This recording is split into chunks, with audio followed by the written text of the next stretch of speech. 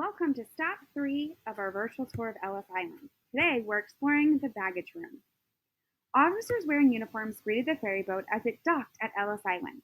They shouted and motioned to the passengers to walk down the gangplank to the main building.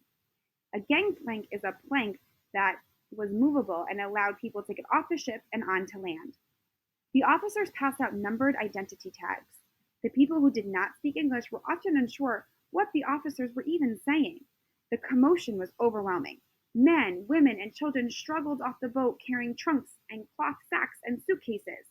They followed one another along a path and entered the imposing red brick building. Imposing means it was huge and big in appearance. It was very, wow. Wearing their numbered tags, the immigrants entered the baggage room on the building's ground floor. They left their precious belongings here until their inspection was done. Next, the immigrants went upstairs to the registry room. That is where the medical and legal inspection took place. Steerage passengers traveled with bundles. Immigrants had to choose what they could bring from their home. They could only bring what they could carry. Many people chose to bring both practical items such as blankets and cloths, as well as sentimental keepsakes and family heirlooms. Sentimental means important things that meant something like a memory to them. For third-class passengers, tying all their smaller bags into a large bundle was a good way to keep track of their things in the baggage room. You can see here they kind of tied it all together in one big cloth.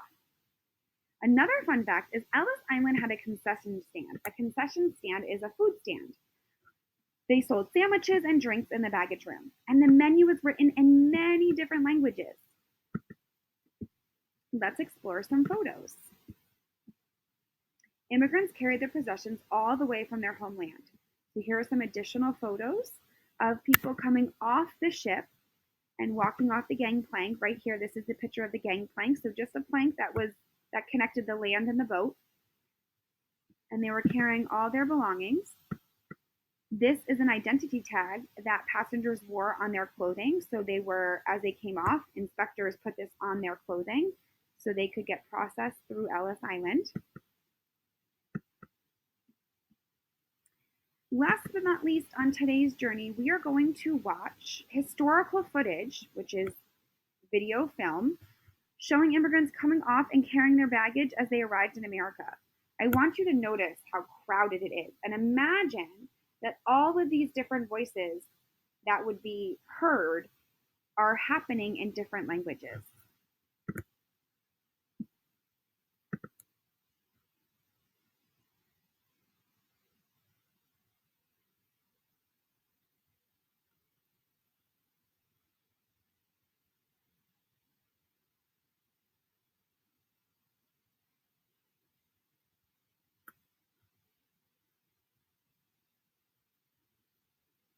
You can see two inspectors here have special uniforms on.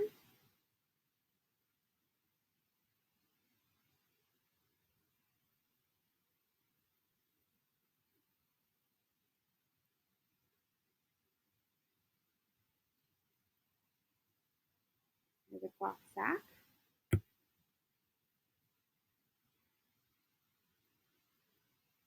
You see there's thousands of people.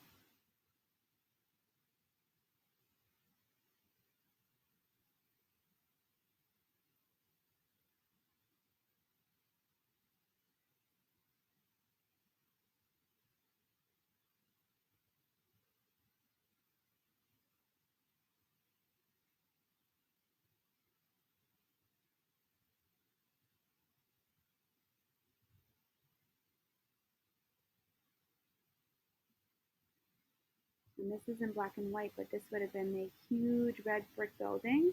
For many people who have never seen that massive size of a building, it was a very big building to them.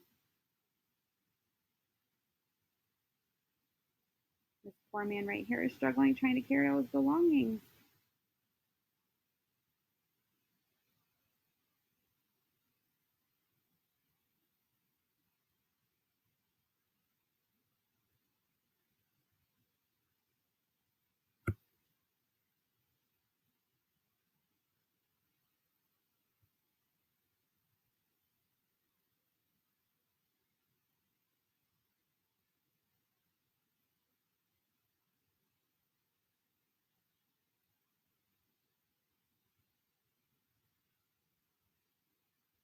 So you have a different angle here. You can see the boat in the background, and people came off and then were directed this way to drop off their luggage and continue through the inspection of getting into America.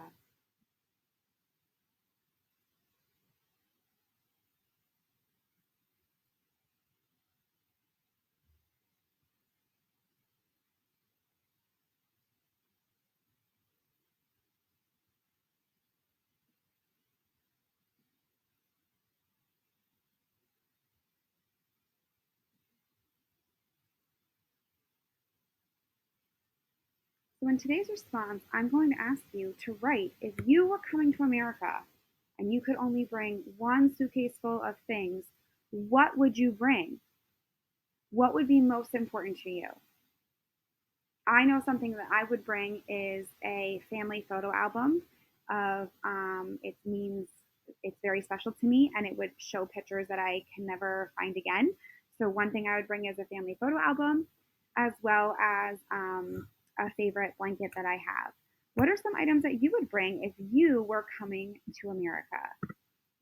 I can't wait to continue our tour. Have a great day. Bye.